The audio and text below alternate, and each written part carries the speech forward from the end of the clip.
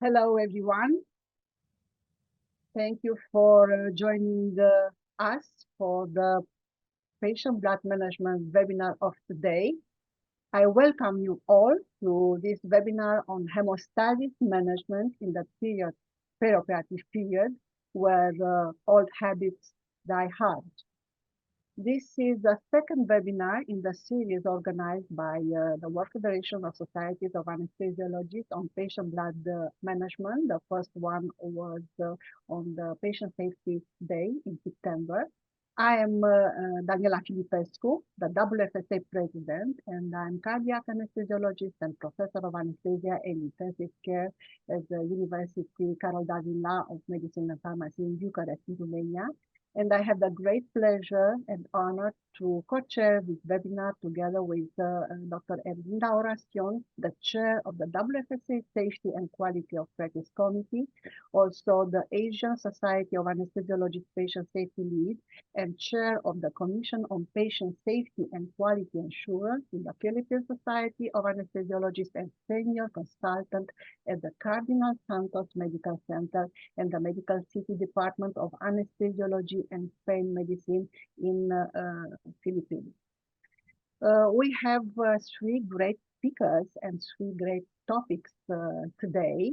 We'll have a topic given by Professor Jerrold Levy, the Coagulopathy Challenge, Bridging Evidence and Practice in Surgery. The plasma transfusion, essential practice or outdated tradition, given by Dr. Ecaterina Scarlatescu, and the third about factor concentrates as vital adjunct therapies in patient blood management practice, given by Professor Tae-Yop Kim. And hopefully we have 30 minutes at the end of the webinar for discussions and replying to your questions. Before I hand over to Erlinda, I would like to make to announce you a couple of housekeeping.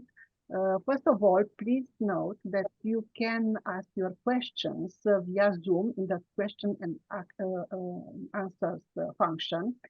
For translation, you can use the Zoom AI translation feature for live subtitles, so you can select your preferred language in the settings.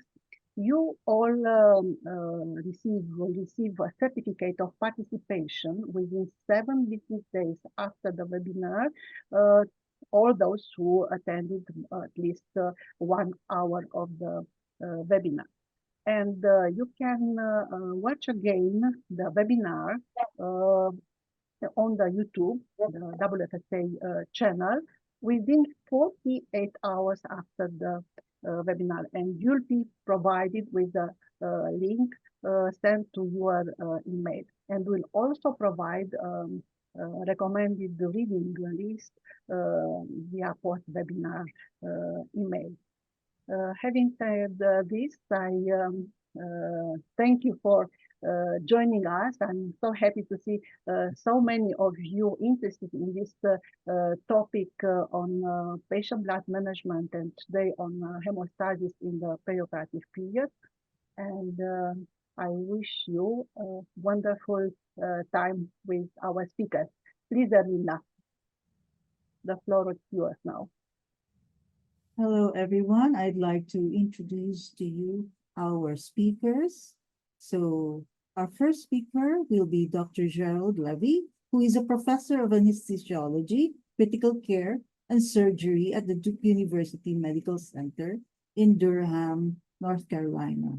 Before Duke, he was professor and deputy chair for research at Emory University School of Medicine. He is currently vice chair of the Scientific and Standardization Committee of the International Society of Thrombosis and Haemostasis, and co-chair of the DIC Committee and former chair of the Perioperative and Critical Care Committee. Dr. Levy is an editor for the Journal of Thrombosis and Haemostasis, executive editor for anesthesiology, and on the editorial board for the Journal of Thoracic and Cardiovascular Surgery. Now, our next speaker is Dr.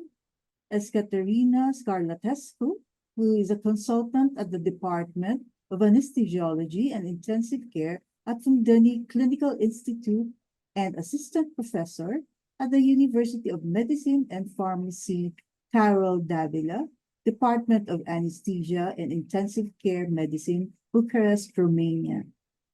Dr. Scarlatescu is involved in clinical work, visceral and thoracic surgery, liver transplantation, major oncologic procedures, so much work really, and research and training activities. Since 2016, she has been a lecturer in international courses, spin-off seminars and workshops on severe bleeding management, patient blood management, and in 2021 was appointed chair of the ISTH-DIC subcommittee.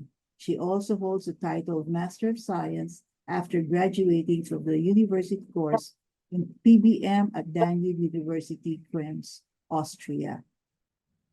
But certainly, our next speaker is Dr. Tae-Yop Kim, who is professor of anesthesiology at the Konkuk University School of Medicine, Seoul, Korea. He has been a chief of the cardiac anesthesia team in Konkuk University Medical Center and has been served to provide the cardiac anesthesia service with advanced intraoperative TEE, up-to-date patient hemodynamic and coagulation monitors. Dr. Kim is the president of the Korean Society of Ambulatory Anesthesia, the vice chair of the Korean Society of Blood Transfusion, executive advisory board, and past president, Korean Society for Patient Blood Management. His major interests includes fast-track cardiac anesthesia, intraoperative IV volume optimization using recent hemodynamic monitors, point-of-care coagulation monitors, impact of anesthesia regimens on left ventricular performance and myocardial injury, intraoperative evaluation of cardiac procedures using four-dimensional TEE. So as you can see, everybody, we have such great speakers, so I encourage you to stay on and listen to all our great speakers. So we can start with our first speaker, Dr. Levy. Hello, I'm Jerrold Levy from Duke University School of Medicine, and I would like to very much thank the World Federation of Societies of Anesthesiologists for the privilege to participate in this particular program. My title is the Coagulopathy Challenge, Bridging Evidence and Practice in Surgery. I'm on the ICU service today, so I am recording my presentation and will try to call in and participate in the discussion that will follow. So let me start with discussing coagulation and hemostasis and a brief overview for my colleagues. The three important components of hemostasis include the blood vessels, vasculature, coag proteins, and platelets. And we've all stayed in the OR or gone back from the ICU for a defect in any one or combination of these three factors. So when you damage blood vessels, what happens is you lose that subendothelial vascular basement membrane. It generates thrombin, and the thrombin bursts. Platelets also adhere via von Willebrand factor, and the coagulation and clot that's formed is shown here is an amalgamation of coagulation factors, primarily platelets, fibrinogen, but also red cells as well. So the factors that lead to coagulopathy during surgery are multifactorial. These include blood loss and hemodilution, and especially due to resuscitation with non-blood type fluids such as crystalloids, and not using, obviously, blood type transfusions, including plasma. Further, hypothermia impairs platelets and coagulation. Acidosis that occurs due to tissue hypoxia and lactic acidosis further complicate. This is very similar to the lethal triad well described. And then the complexity of tissue injury often causes the consumptive coagulopathy with incredible thromboinflammation, consumption of clotting factors and platelets, and this complex coagulopathy that can ensue in a variety of scenarios that we'll talk about. So the types of perioperative coagulopathy include, from a perioperative setting, trauma-induced coagulopathy, also called TIC, which involves hemorrhage and all of the sort of things we mentioned, acidosis, hypothermia, and inflammation. Also, dilutional coagulopathy, especially when using non-blood type of resuscitations.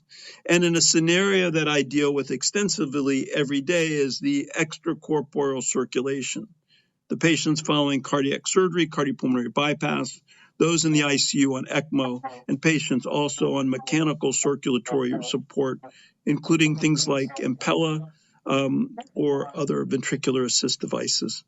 And then following the complexity of tissue injury, trauma, prolonged procedural issues, long cardiopulmonary bypass times, you can develop a disseminated intravascular coagulopathy syndrome, which is this very complex both clotting and bleeding disorder that's due to a systemic coagulation activation. Very complex and also clearly in septic and acute infectious patients.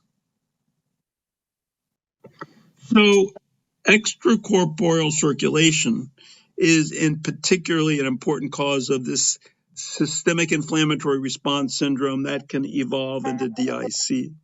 In patients following especially cardiac surgery, especially with long pump runs, can have all of these important thromboinflammatory responses and activation that includes complement activation, cytokines and white cell activation, the upregulation of adhesion molecules, the vasoplegia we see postoperatively, and coagulopathy that's consistent with DIC.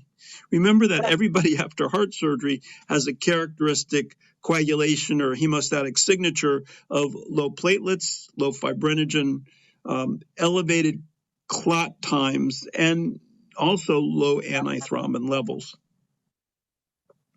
So in our patient population we're discussing, there are important and certain diagnostic challenges.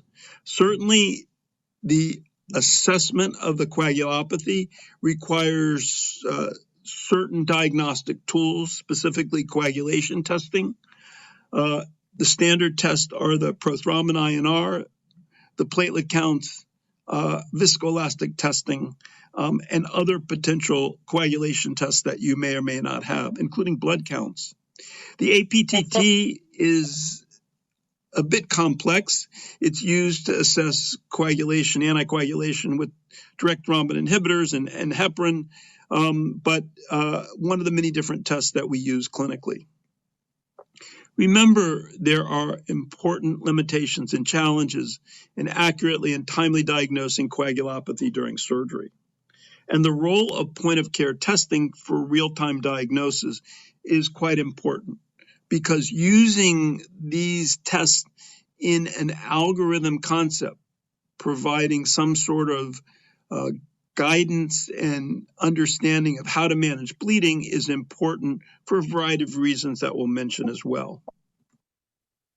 So, important evidence-based approaches to management include the treatment options, including transfusions, clearly antifibrinolytics, coagulation factor concentrates, and potentially other therapies.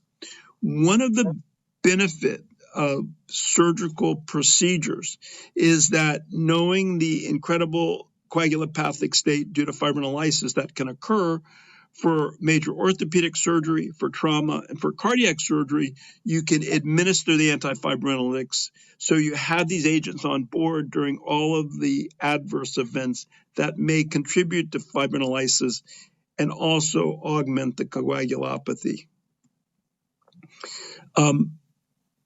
Further important perspectives is the evidence supporting the approaches with randomized clinical trials and guidelines that use a variety of data and an amalgam of what the literature suggests. Then some of the decision-making considerations that also influence our approaches to management. For instance, patient factors, the type of surgery, which is incredibly important, and a variety of other factors that are very centric to that particular patient and patient population and procedures. Then finally, I want to just restate that using bleeding management algorithms, and there are multiple algorithms that have been reported, are critically important in patient management. One of the particular reasons why is because no longer are you empirically given or giving therapies, specifically coagulation factors, transfusions, or other management strategies without some sort of supporting evidence based on laboratory testing or some other perspective.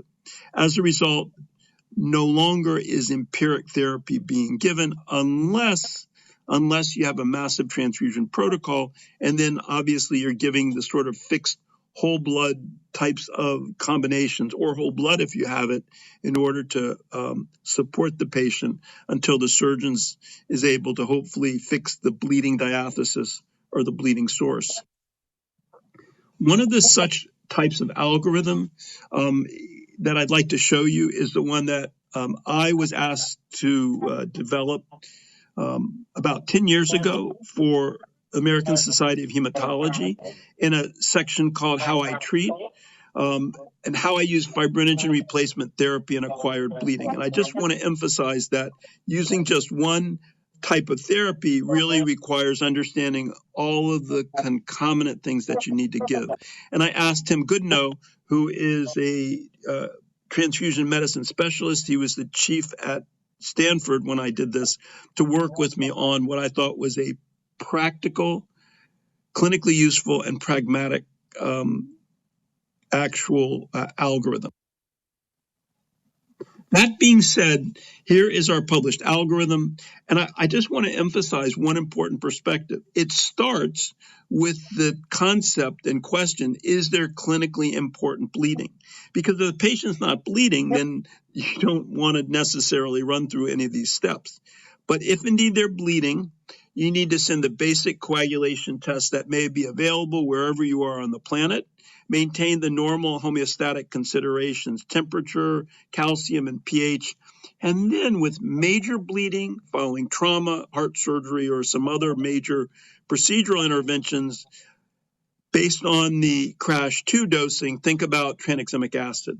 Then moving in the sort of consequences of the different things you'll measure, if the fibrinogen is low, using 1.5 to 2 grams, preferably a higher 2 grams per liter. In the US, we'd say 200 milligrams per deciliter, or your fib-tim of perhaps less than 8, and the patient's bleeding, then either fibrinogen concentrates or cryoprecipitate, depending upon what you have. For thrombocytopenia, low platelets.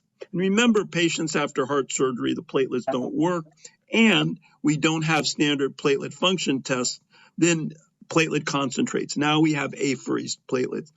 Then if your INR or your prothrombin time is elevated, in this case INR of 1.7 or higher, think about the use of PCCs, but if you're hypovolemic, then in that situation, and or with a massive transfusion protocol, plasma, fresh frozen plasma, is likely the therapy of choice. But again, you need to have that thrombin generation burst to allow for clot formation, and this is where PCCs, I think, are very helpful.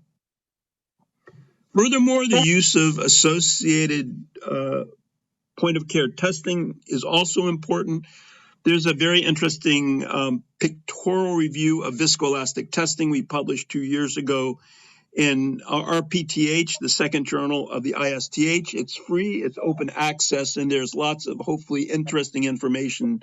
But it just describes the two major tests, TEG and ROTEM, and how we use that actual morphology of the clot to determine therapies. Furthermore, what's great about both TEG and ROTEM is you have the ability with specialized assays to individually assess hemostasis. You can determine fibrinogen levels. you can look at tissue factor activation with ROTEM using XTEM, which is basically one of what I use primarily because this is pathologically how clot activation occurs. But if you're using TEG, then perhaps the rapid TEG with tissue factor and kaolin or just some of the other tests. But the bottom line is that whatever test you use, testing is quite helpful.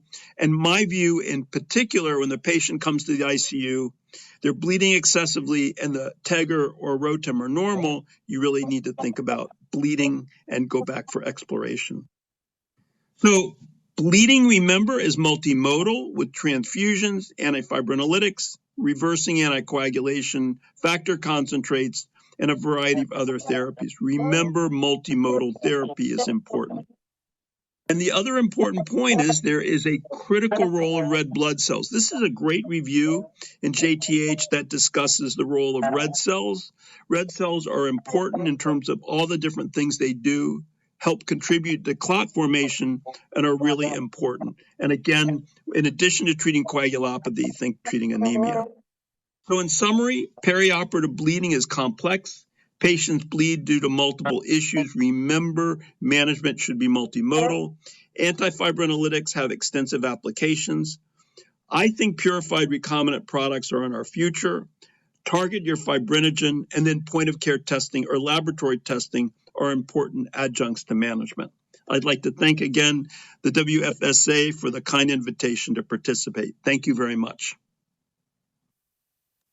Hello to all the participants. I would like to thank the organizers for inviting me to discuss this very important topic, plasma transfusion. Is it essential practice or outdated tradition?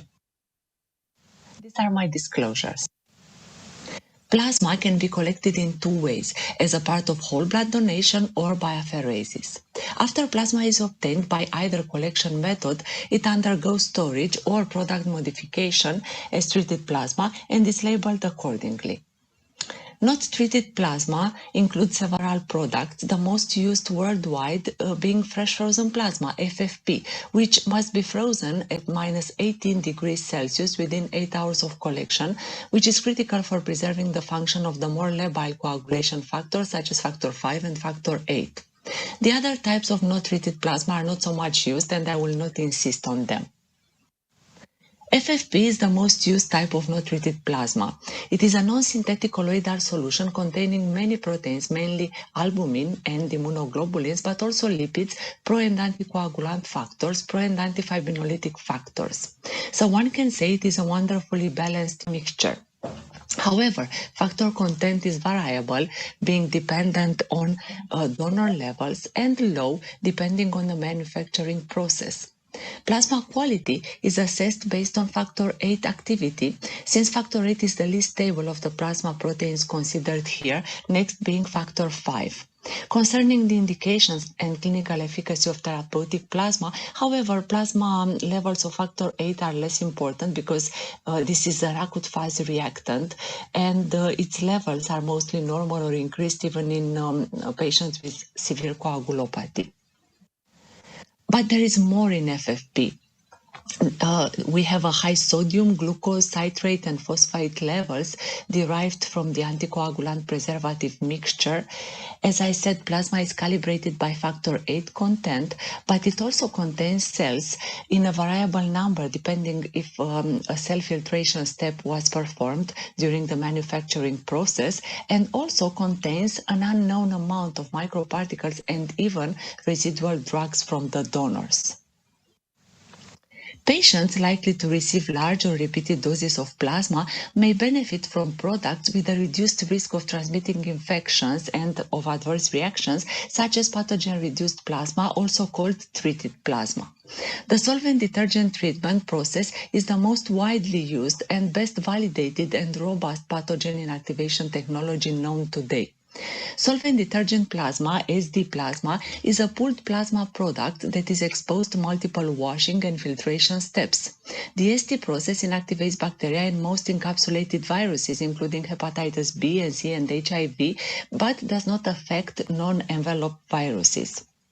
However, due to the pooling process, the dilution of viral load and the content of antibodies commonly present in plasma, all these provide a measure for protection against infection by non-enveloped viruses. The pooling process leads to a more standardized concentration of clotting factors in each pack, making the product's therapeutic effects much easier to predict compared to FFP. The majority of coagulation factors present in SD plasma are reduced between 5 and 15% compared to FFP, but this is not normally clinically significant. Factor VIII is reduced by approximately 20%, and the levels of protein S and alpha-2 antiplasmin are also significantly reduced compared to FFP. We have three main indications for plasma use: replacement in multiple coagulation factor deficiencies, in single coagulation factor deficiencies, or for plasma exchange, which is mainly performed for thrombotic microangiopathic anemias. And we have two main issues that we have to discuss about: safety and efficacy. Let's begin with safety. We know that the risks of transfusion are present with all blood products, including plasma, and most data is based on FFP use. TRALI and TACO are the main adverse effects of plasma transfusion, but there are also allergic or anaphylactic transfusion reactions, generally mild reactions mediated by antibodies to plasma proteins, which we can sometimes identify. The risk of infectious disease transmission has been much reduced, and leukocyte-associated complications are now rare. Transfusion-related acute lung injury, TRALI, defined as the onset of respiratory distress within 6 hours after blood transfusion, has become the leading cause of transfusion-related mortality. With TRALI, we need to have two hits. The first depends on several patient or situation-dependent factors, and the second is due to the blood product transfusion, especially with FFP. The first hit, as I said, depends on underlying patient factors that you can see on the left side of the slide. And these factors cause activation of the pulmonary endothelium and sequestration of primed neutrophils in the pulmonary circulation. The second hit can be antibody-mediated or non-antibody-mediated, and is represented by the infusion of donor-derived antibodies directed against antigens on the leukocyte surface of the recipient, or with non-antibody-mediated TRALI, infusion of biological response modifiers such as pro-inflammatory cytokines that activate the functionally hyperactive neutrophils in the pulmonary circulation of the recipient, resulting in capillary leakage and pulmonary edema. The incidence of TRALI is clearly underestimated, but the TRALI risk per component of blood products is almost 7 times higher for FFP than for erythrocyte transfusion. TACO is also underestimated and underreported, and the incidence rates reported are between 1 and 8%. Clinically, TACO is very similar to TRALI because it is also characterized by acute respiratory distress, hypoxia, and pulmonary edema associated with transfusion. But the difference is that TACO is due to increased hydrostatic pressure from volume rather than increased capillary permeability. However, the clinical distinctions is sometimes very difficult to make. TRALI is the leading cause of transfusion-related mortality. So in the past decades, blood banks have implemented low-risk TRALI donor strategies, including strategies based on antibody screening or a male-only donor policy for plasma-containing blood products. And as you can see, these strategies are efficient, and the incidence of TRALI related to plasma-containing products has been decreased. Another solution to reduce exposure of the recipient to antibodies from plasma is the pooling of a large number of units, which dilutes any leukocyte antibodies present. So this happens with SD plasma, as we discussed, and this product, as you can see, is extremely safe concerning TRALI and has a significantly lower likelihood of allergic reactions, both advantages being due to the dilution effect of pooling a large amount of plasma units. As we have discussed, soluble mediators in blood products could be responsible for some adverse effects associated with transfusion, such as, for example, non-antibody mediated TRALI. And as you can see in this slide, the concentration of TNF-alpha, interleukin-8 and interleukin-10 are significantly lower in AST plasma compared to FFP, and this might be an explanation why non-antibody mediated TRALI was not described with AST plasma but was present with FFP. Now getting to efficacy. When is plasma used? To prevent bleeding, so before bleeding, or during bleeding to stop it? To believe in the prophylactic use of plasma, we have to believe in these three statements. First one, that elevated standard coagulation test is associated with an increased risk of bleeding. The second one, that plasma transfusion will correct the standard coagulation test prolongation. And the third one, that correcting the standard coagulation test prolongation will reduce bleeding. Let's start with the first one. Elevated standard coagulation tests increase the risk of bleeding. We know that this is not true, and this has been proved in many studies. I put here a systematic review showing clearly that the prolongation of the standard coagulation test is not associated with increased bleeding in different invasive procedures. What about the second sentence, that transfusing plasma will correct the standard coagulation tests? Let's take a look at this graph where we have on the y-axis the percentage of coagulation factors plotted against the prothrombin time and the INR. And we see that we have a horizontal interrupted line at the level of 30% coagulation factor activity, which is the minimal amount needed to achieve hemostasis. In the case of coagulation factor deficiency, plasma transfusion will increase the level of the coagulation factors. This is true, but the effect on the prothrombin time and on INR depends on the amount of plasma that we are giving, the degree of pre-existing coagulopathy, and of course the weight of the patient. For example, if we give the same amount of plasma in the same patient, but starting with a very low level of coagulation factors, we see that we obtain a significant decrease in the prothrombin time and change in INR. However, if we give the same amount of plasma in the same patient, but starting with a higher level of coagulation factors, we see that the change in the prothrombin time and INR is quite low and actually non-significant. What about the third sentence? Will correcting the prolongation of the standard coagulation tests reduce bleeding? I want to show you this study, which aimed to assess whether prophylactic plasma transfusion before invasive procedures in non-bleeding critically ill patients with abnormal coagulation tests could reduce the risk of bleeding. So non-bleeding ICU patients with INR higher than 1.5 were included, and a little bit more than 1/4 of them received prophylactic plasma transfusion before the invasive procedure. These patients were matched with 1 or 2 patients without prophylactic plasma transfusion based on their propensity scores. And if we look at the results, according to the multivariate logistic regression in the propensity-matched cohort, there was no statistical difference in bleeding between the patients that received plasma transfusion and the patients that did not receive plasma transfusion. And something very interesting, we see there was a significant increase in the rate of red blood cell transfusion in the patients that received plasma transfusion, probably due to the dilution effect of plasma. What about plasma used to treat bleeding? Because we know that a ratio-driven approach needs some kind of plasma. And for many, it seems intuitive that giving the products in a 1:1:1 ratio would be similar to giving whole blood that the patient has lost by bleeding.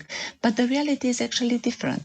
When a unit of whole blood is processed to different blood components, some additional solutions are added, some of the cells are lost, leading in the end to the fact that we are giving a diluted product. And as you can see, by mixing 1 unit of red blood cells, 1 unit of platelets, and 1 unit of plasma, in the end we are giving a product which contains less than 30% hematocrit, less than 60% coagulation factor activities, and about 80 giga per liter number of platelets. I want to show you the RETIC trial, which compared the efficacy of FFP or clotting factor concentrates in reversing trauma-induced coagulopathy, as well as transfusion requirements and complications in these patients with trauma. In this study, adult trauma patients with a severity score higher than 15 and clinical signs of hemorrhage were included and were randomized in a one-to-one manner to receive either FFP or coagulation factor concentrates guided by ROTEM. The study was terminated early because of treatment failure in the FFP group, which reached more than half of the patients, and patients in the plasma group had a higher rate of diffuse and massive bleeding compared to the patients in the clotting factor group. In conclusion, the targeted administration of coagulation factor concentrates was more effective than transfusion of fresh frozen plasma in patients with trauma-induced coagulopathy. However, in some cases, it is impossible to do targeted coagulopathy management, such as in the pre-hospital setting. And damage control resuscitation emphasizes the early inclusion of blood products. So what about plasma use in the pre-hospital setting? I want to show you this systematic review, which includes the 3 randomized trials in the pre-hospital plasma use in trauma, the PAMPER trial, the COMBAT trial, and the more recent one using lyophilized plasma pre-hospital. And if we look at the results, we see we have no difference between plasma infusion and standard care groups in the outcomes of mortality at 24 hours, at 30 days, and multiple organ failure incidences. So the trauma guidelines make no recommendations regarding the pre-hospital use of blood products, but the initial management of patients with massive hemorrhage should include one of the 2 following strategies, based on fibrinogen replacement and red blood cells, or ratio-based management with FFP and red blood cell. However, they recommend to switch to using a goal-directed strategy guided by lab, either standard lab tests or viscoelastic tests as soon as possible, and to give plasma in case of proof factor deficiency and not for fibrinogen replacement. Similar recommendations we have also from European Society of Anesthesia and Intensive Care, which recommends also pathogen inactivation for fresh frozen plasma and platelets, and the male-only donor policy for plasma containing blood products to prevent TRALI. And in these guidelines, it is underlined not to use plasma for volume replacement. Still, there are situations where we have no choice and plasma is irreplaceable for plasma exchange in cases of TTP or for coagulation factor deficiencies when factor concentrates are unavailable. And with this, I would like to thank you for your attention. Ladies and gentlemen, I'm Tae-Yop Kim from Konkuk University Medical Center, Seoul, Korea. It's great honor to speak in this very meaningful program. Thank you for having me. These are my disclosures. I am the primary investigator of ongoing clinical studies funded by the Korean government, which compare the efficacy of prothrombin complex concentrate and point-of-care viscoelastic test. During 14 minutes, my talk will briefly cover limitation of conventional frozen plasma products, FFP and cryo, and what are lyophilized factor concentrate, PCC, prothrombin complex concentrate, and FC, fibrinogen concentrate. There is superiority to conventional frozen plasma product and the recommendations regarding the use of PCC and FC in the latest guidelines. Sorry.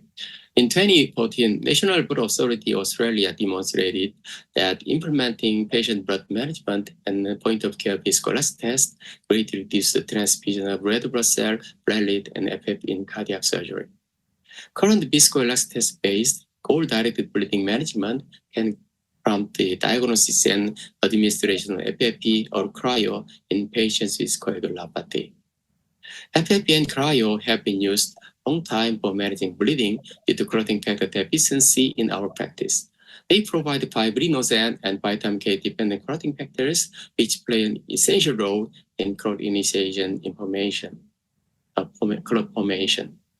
However, the use of FFP and cryo has limitations and can be associated with various immunological or non-immunological risks. Sometimes the risks outweigh or exceed their benefits. Their most significant limitation is the time delay due to performing ABO blood type cross-matching and thawing of frozen products from the refrigerator. It usually takes at least 30 to 40 minutes. The delay compromised timely administration of a product and prompt restoration of coagulation performance. The delay would be much greater, longer, if the frozen products were delivered from the long-distance blood bank outside the operation theater. One famous study demonstrated that FFP transfusion within 1 hour is not easy in trauma settings. Even in applying a massive transfusion protocol, achieving the 1:1:1 RBC plasma platelet ratio was only possible around 1 hour. This is due to the delay in FFP preparation. The worst scenario is the delay increase the bleeding and total amount of adjunct transfusion. Another problem is to achieve the therapeutic effect of FFP, at least 15 to 20 ml per kilo of FFP is required. This larger volume not only dilutes all blood components, including RBC and platelets, but also induces transfusion-associated circulatory overload, TACO. For example, in a 60-kilo gentleman, FFP transfusion between the 20 ml per kilo can induce volume overload by 1 liter. If this patient is actively bleeding and has hypovolemia with low hemoglobin values, FFP 1 liter will aggravate anemia and push to consider RBC transfusion. The contents in the plasma of FFP cryo is also problematic. Plasma has various contents which inducing lung injury, TRALI, and inflammation, and affecting recipient's immunization. The risk of a pathogen transmission and site-related loading can be problematic too. Lyophilised factor concentrates such as prostaglandin complex concentrate and fibrinogen concentrate are the option to avoid the limitation and risk of frozen plasma products. As you know, frozen plasma and cryoprecipitate are made from human whole blood. PCC is produced from human plasma by a process called lyophilization, in which water is removed after freezing. Fibrinogen concentrate is also produced from human plasma through a similar process. As a pasteurized lyophilized powder, PCC and FC are placed in a vacuum bottle on a pathogen-reducing process. PCC and FC are superior to conventional FFP or cryo in various aspects. Since they are pure dried powder without other residual plasma components, they can be immediately administered after melting in a small volume of saline without any time delay for undergoing the ABO blood type cross-matching and thawing process. The small volume does not induce circulatory overload, TACO. Higher purity and pathogen reduction process prevent the association of TRALI and pathogen transmission. Furthermore, their storage and transport are more convenient, and their shelf life is extended at room temperature. PCC has been indicated for the rapid reversal of warfarin and anti-10 anticoagulants. Recently, the latest guideline have studied to suggest off-label using PCC as an initial treatment for refractory bleeding. Perfect PCC contains more clotting factors compared to FFP, which lacks in factor 9. It also has antithrombotic features by containing anticoagulant proteins. Most of all, the rapidity in using PCC and FC can enhance the efficacy of a point-of-care viscoelastic-based goal-directed coagulation management. Now in Korea, most of centers are using point-of-care based bleeding management, such as ROTEM guided algorithm. The value taken within 10 minutes from the start of viscoelastic test enable or facilitate the earlier management of the bleeding patients by using FFP and cryo, PCC, and fibrinogen concentrate in a goal-directed manner. However, if we use FFP and cryo, the 40 to 50-minute delay can banish the rapidity and efficacy of point-of-care based management. It may be necessary to adopt the strategy of employing PCC and FC. For example, if the CT clotting time in extended neurotem tracing is longer than 80 seconds in bleeding patients, the treatment can be initiated by using PCC or FFP. However, if PCC is unavailable, the treatment is FFP transfusion only. It means the time delay, at least 40 to 50 minutes, is inevitable. At the moment, PCC is not available in Korea. My colleague and I have been looking for sales in the Korean market, sales of PCC in the Korean market for longer than 2 years. In another example, if the 5-minute value of the fibrinogen-oriented rotem tracing is less than a certain level in bleeding patients, fibrinogen-concentrated administration can be initiated within a few minutes if fibrinogen concentrate is available. If fibrinogen concentrate is not available, the only option is transfusion with the time delay. In Korea, fibrinogen concentrate made by one Korean pharmaceutical company has been available quite a long time, but there was a frequent shortage of supply. Therefore, fibrinogen concentrate has been used as a part of traditional FFP or cryo-based management. Recently, its price has increased by more than 20 times.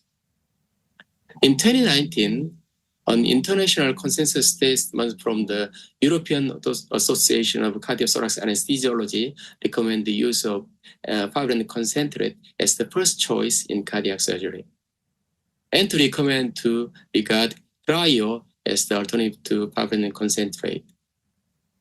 A meta-analysis in 2019 demonstrated that PCC is more effective than FFP in reducing blood transfusion in cardiac surgery. 2021, STS, SCA, and SABUM update to the clinical practice guideline PBM recommend to consider PCC over FFP as the first-line therapy to reduce bleeding for refractory coagulopathy in cardiac surgery. In 2021, a randomized pilot trial demonstrated that low-factor PCC may be a suitable alternative to FFP for managing cardiac surgery-associated coagulopathy. 2023 European Guidelines on Management of Major Bleeding and Coagulopathy in Trauma, 6th edition, it is the latest version, recommended to use PCC with viscoelastic test for bleeding patients with delayed coagulation initiation and factor deficiency. It recommends to use a fibrinogen concentrated 3 to 4 gram or cryo between the 10 unit in major bleeding and reduced fibrinogen. These are summary of my talk. Using lyophilised factor concentrate, PCC and FC with much faster and safer profiles are beneficial in promoting point-of-care viscoelastic test-based goal-directed bleeding management. Their use can overcome the limitation and risk of conventional plasma products and improve patients' outcome from the Perioperative PBM perspective. Thank you very much for your attention.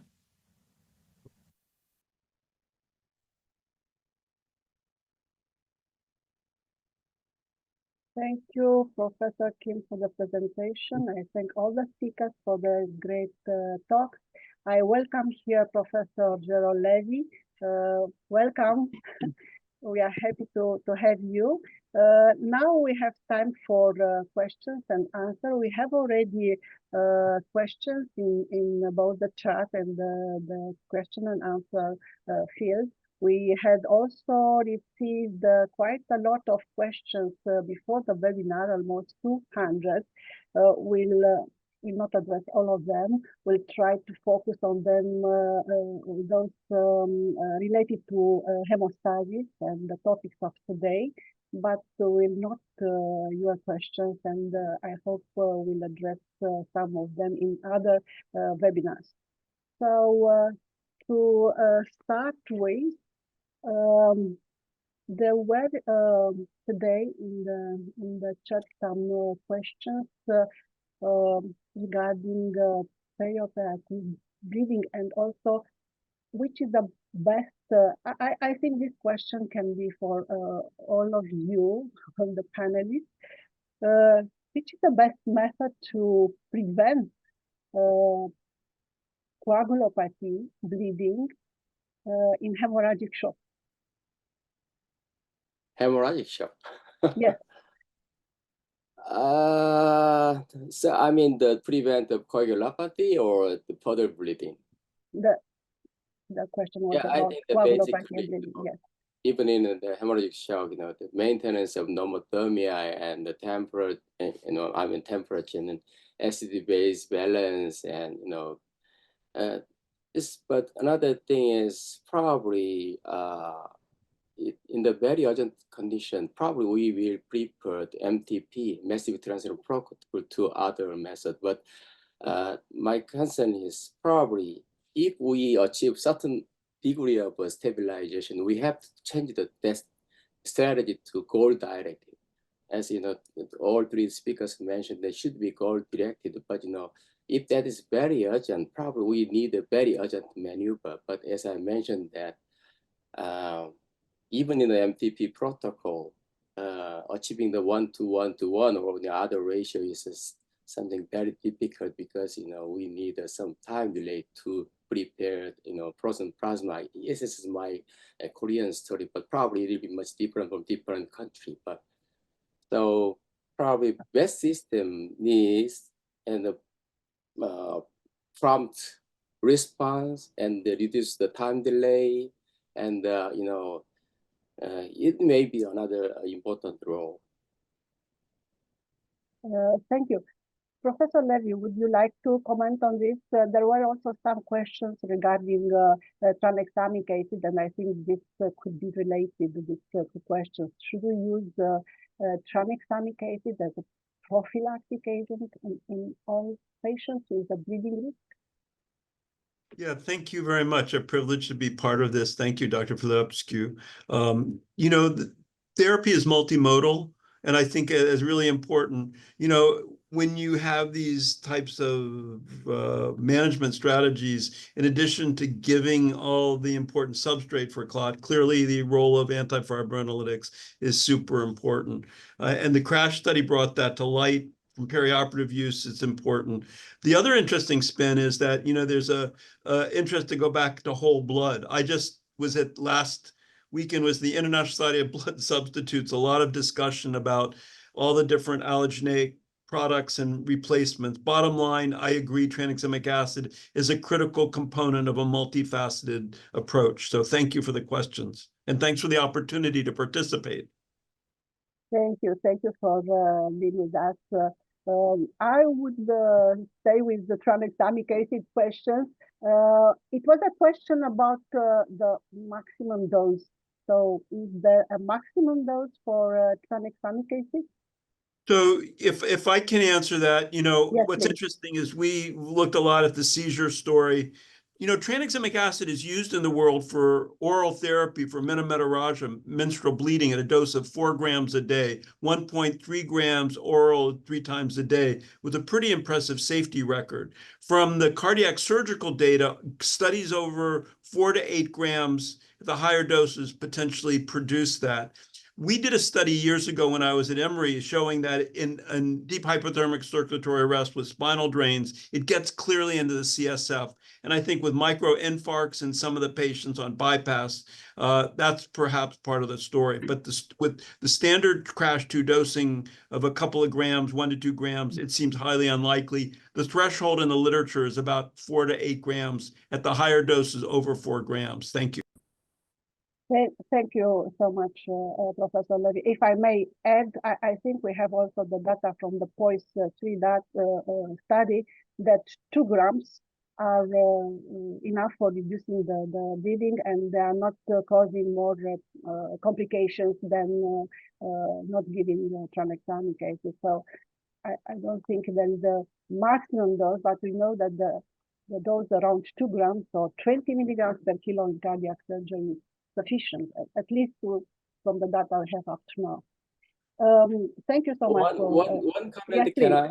Is we also have have been used, preemptive tranexamic acid administration in cardiac cases, but probably during the pandemic of COVID, we routinely use ROTEM, and some of patients showed that 500 lysis shut down in, just after anesthesia induction. In such case, we're really concerned about that, and we decided not to give tranexamic acid even in, even this, very high risk of bleeding, because we're really concerned that some giving of tranexamic acid aggravate some fibrin shutdown conditions. So I think that although there are a lot of literature show the risk of tranexamic shutdown, but to my understanding, there is no literature supporting such kind of goal-directed or some study-based administration of tranexamic acid. But probably we may have concern about that. Thank you. There are, please, Erlinda, if you would like to address some questions. I see a lot of questions regarding plasma and PCC. And let's start with one which is very interesting about the risk of thrombotic complications related to fresh frozen plasma. Can you comment on this? On the Yes. risk of thrombotic complications. Please, If I can comment about the thrombotic complications in plasma, I can say that there are for sure lower with plasma use compared to the concentration, compared to coagulation factor concentrates use, and this was demonstrated in different studies.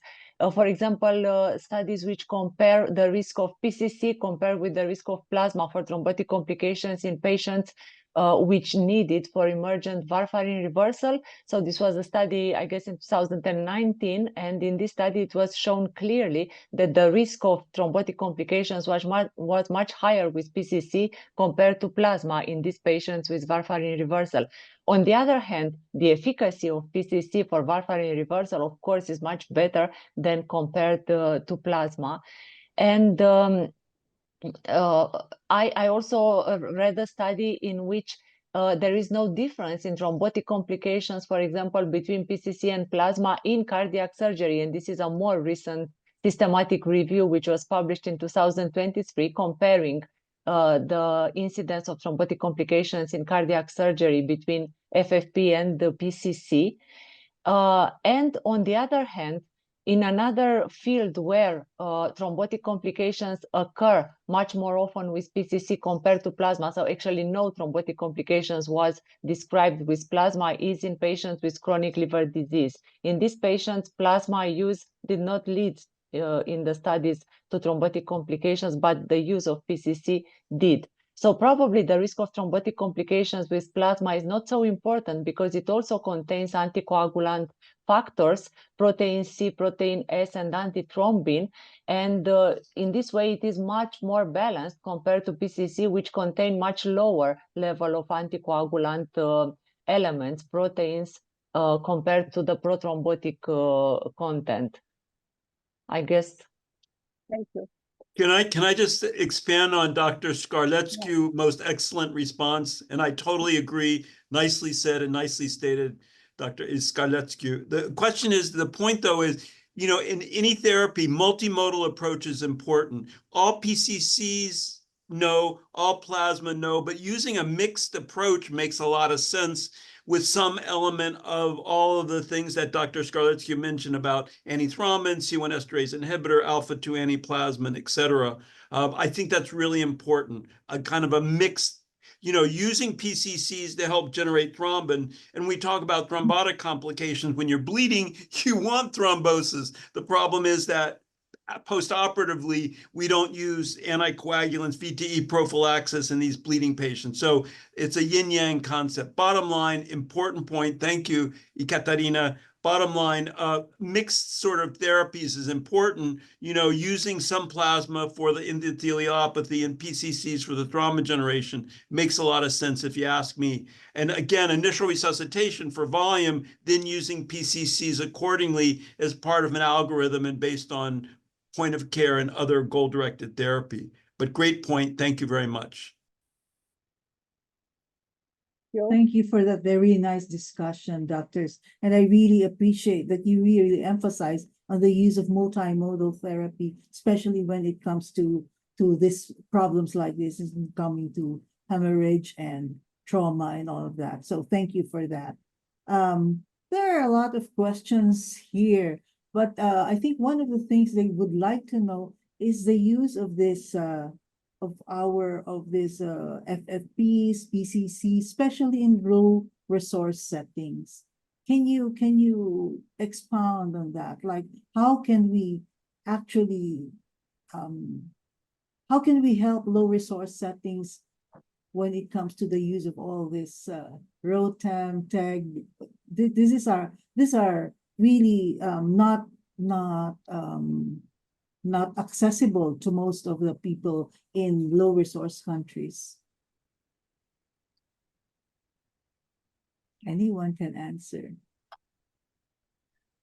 And even in Korea, PCC is not available at the moment, and we are trying to adopt it because the PCC has some benefit and the superiority of FFP in a certain aspect. But even in conventional blood component therapy, probably we needed some well-trained and fast response, something like well system, organizing well system, maybe much more important. Because even we in Korea, we implemented point of care visceral test based strategy, but still there are a lot of delay, and in terms of giving prompt management, we are still very weak because some component cannot be ready in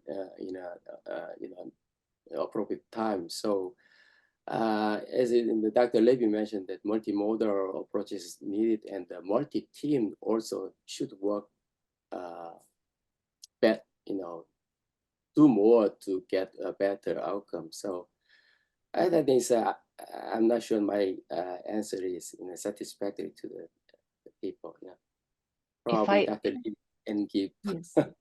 If I can add something, Yes, first of please. all, in case of a bleeding situation, a massive bleeding situation, there should be a massive transfusion protocol available, which even in low resource settings can be based on blood products. I mean, not necessarily including, of course, factor concentrates. So activation of this massive transfusion protocol plus something which is not very expensive, like try to maintain the basic conditions, which is extremely important, and the calcium level.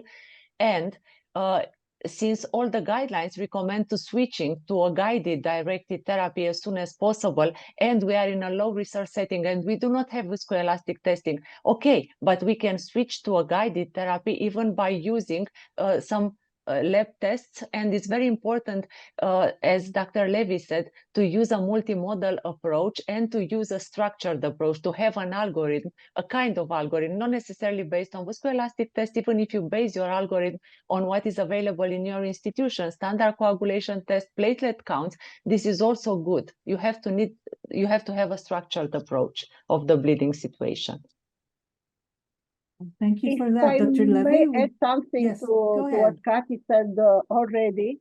Sorry to interfere, but when I started my career in cardiac anesthesia, I was living in a low resource setting. Now, the same country is considered a high income country. When I started in cardiac anesthesia, I wished I was willing to have PCC and factor concentrate. And now we have this concentrate, and still there are a lot of colleagues in my country not using them, even if the guidelines say, for example, that the first option to reverse the anti-vitamin K, overdose is to use PCC. So I think it's on top of what Ecaterina said, to have, and Professor Levy, to have protocols, we have to educate our colleagues. And it's our role, as I may say, some of you are experts, some of us are champions in patient blood management. It's our duty to educate our colleagues about the benefits and the guidelines we have in the field, and to stress the which are the best drugs to use in different conditions and, to use multimodal therapy. Thank you. Yeah.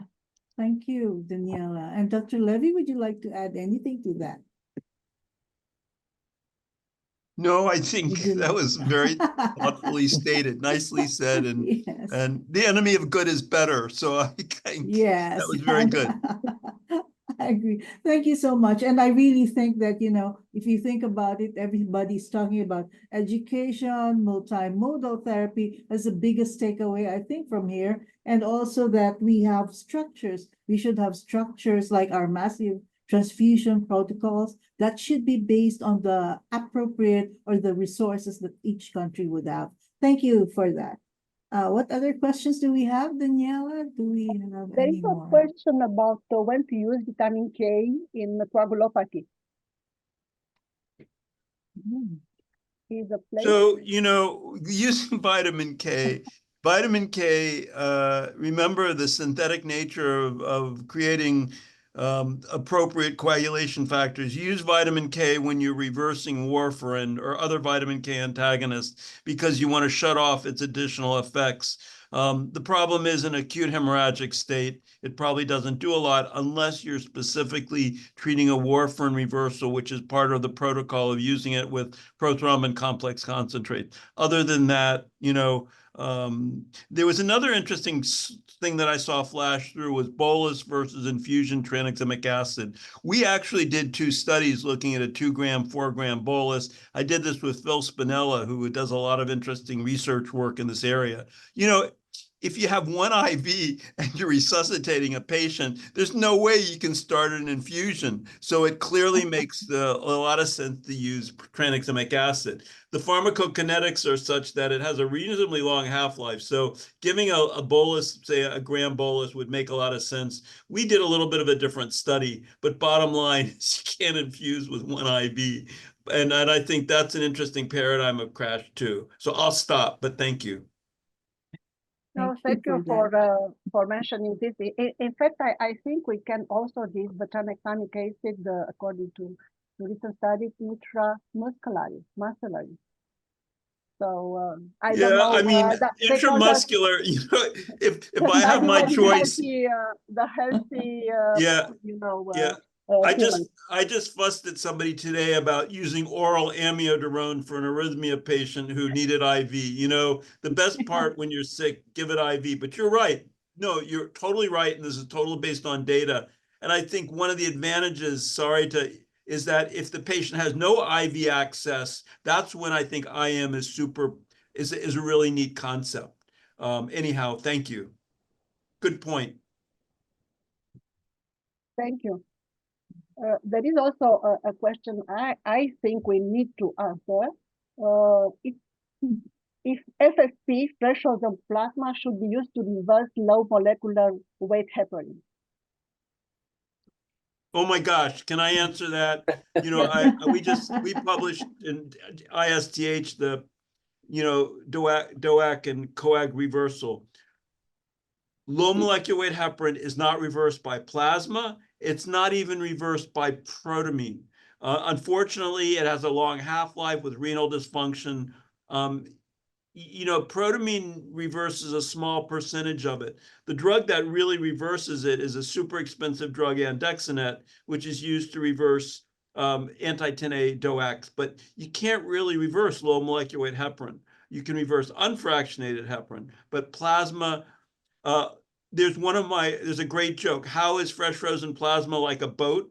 It's close to water in many situations, my opinion. But I mean, in shock, trauma, and resuscitation, it's an important product for all the endotheliopathy things we talked about. But to repeat, you can't use plasma for low molecular weight heparin reversal. I'll stop. Thank you.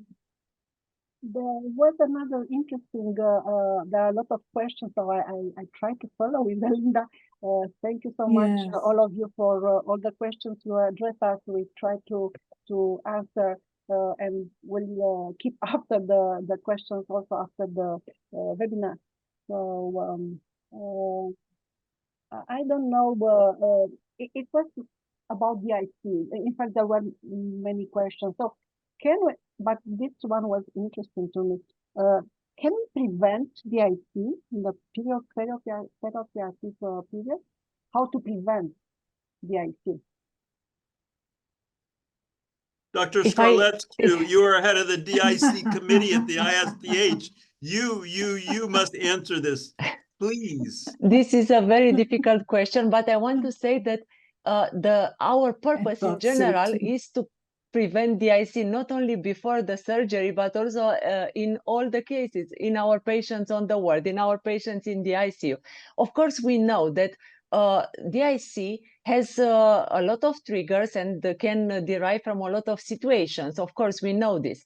But one of the very common situations which occurs during the perioperative period is the shock. So if the patient gets into a shock situation and then gets into a hypoperfusion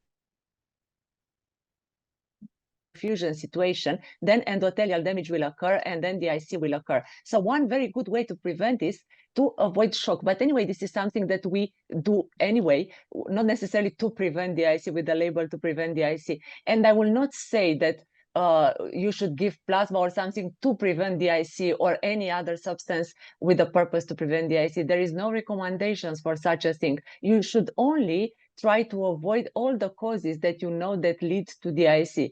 One of them being shock, one of them being hypoxia, high oxidative stress and everything. But these are all measures that we take anyway in our patients during the perioperative care and during ICU.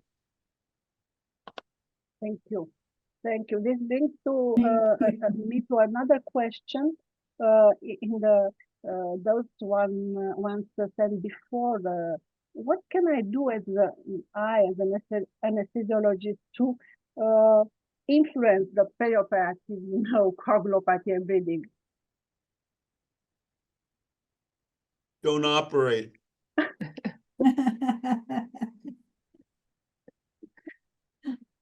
That's a good answer, I think.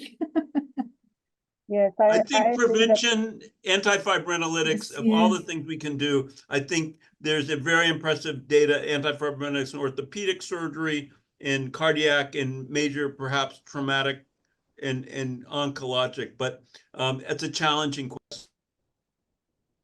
And maintenance of basic conditions and maintenance of volume, not overstepping with volume, because then you will get into dilutional coagulopathy.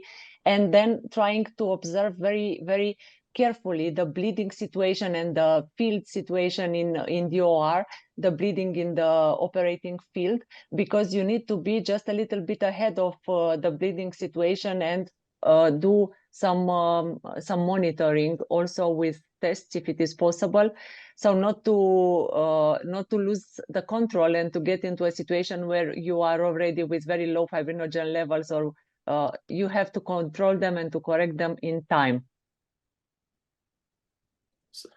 Yes, I see some questions about whole blood. You already mentioned, Professor Levy, but yes. Can you come back? Is a place for whole blood and when to use whole blood?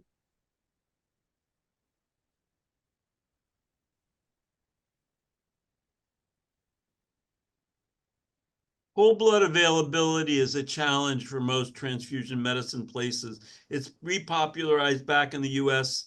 When I was a resident at Mass General in the 80s, we were using whole blood. It's hard to get in, bottom line, good stuff, but challenging to get, and blood banking is always a concern about whole blood. It's great, but it's like a good product, how getting it is problematic. Thank you. If I can add something. Yes, please. Yes. We had a question or a comment saying that in the bleeding patients, why don't we give whole blood, because it's like replacing everything. The problem is, as Dr. Jerrold Levy said, okay, this is probably for fresh whole blood, which is like in the first 48 hours after blood draw, but for the cold storage whole blood is not the same thing. This is stored in cold temperature, and then the coagulation factor activity, many of the coagulation factor activity is very much decreased, and then the platelets, we don't know exactly if they are quite as functional as the platelets which are stored in the normal platelet storing conditions. And then there is the problem that you cannot avoid these leukocyte-mediated complications of blood transfusion, because if you try to use leukocyte filters, then you will destroy also the platelets, because there are no measures which can select between them.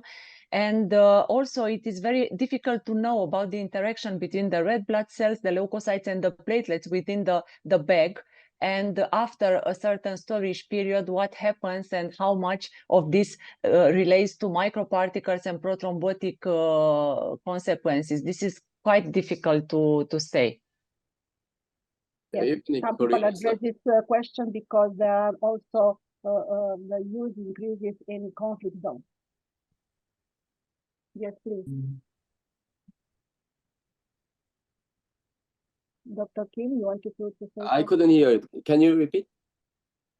In fact, there are places in conflict zones where they use whole blood and the fresh whole blood. Actually, in Korea, that there is a lot of trauma surgeons want to change the regulation to use whole blood.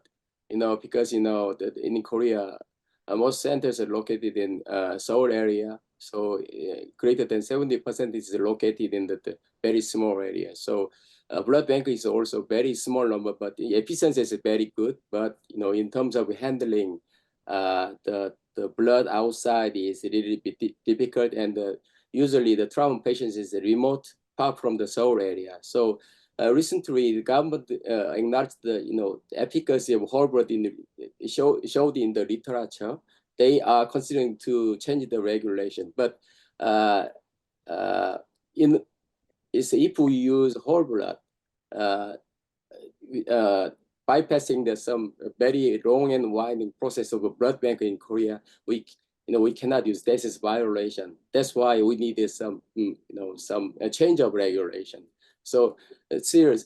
To my understanding, some of trauma-related literature supporting the use of whole blood usage in the trauma patients, but Ecaterina also mentioned that I think that the blood is entirely not exactly the same to the real whole blood. So actually, we don't have any experience using that one. Yeah. Again, it boils down to education, targeted therapy, making sure that we follow the correct algorithms and protocols. And again, I love the term multimodal, of course. So we really have to think about what we do, and especially we go back to physiology as Kathy said, it really will help if you know what you're dealing with and knowing what you have on hand. So is there anything more, Daniela? There's so many questions. It's so difficult to unfortunately, the time is off. I hope we'll continue on our website. Please note that many information is on the WFSA website, and we have updates from NATA there. So because many ask about guidelines and very specific questions, and you have the literature review provided by NATA to WFSA, so you can enter our website and blogs and all these resources. I would like to thank all the panelists for their great talk and discussion, and thank you to all the participants. I hear a great interest. So I make a promise, we continue with every 2 months webinars on patients, on perioperative patient blood management from now until Marrakesh, when we have our World Congress of Anesthesiologists in 2026. Well, you all are invited. Thank you very much for your participation. Thank you, everyone. Thank you to everyone. Bye. Thank you. Thank you. Thank you for your attention. Thank you.